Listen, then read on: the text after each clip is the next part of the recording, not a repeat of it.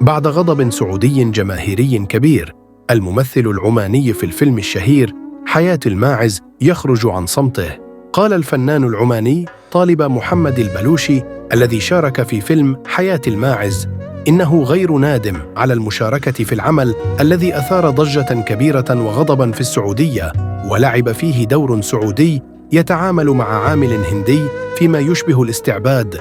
وفي مقابلة مع إذاعة هلا إف إم العمانية، أوضح البلوشي أن العمل الذي شارك فيه عمل كبير وجميل، مشيراً إلى أنه يطمح إلى الوصول إلى العالمية.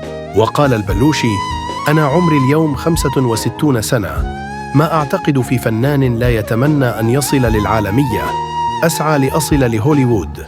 حياة الماعز وبالإنجليزية The Goat Life وأدوجيفي ثام باللغة المالايامية التي يتحدثها سكان ولاية كيرلا في الهند، حيث ينحدر بطل القصة، هو اسم الفيلم المنبثق عن رواية للكاتب الهندي بنجامين، نشرت بعنوان أيام الماعز عام 2008.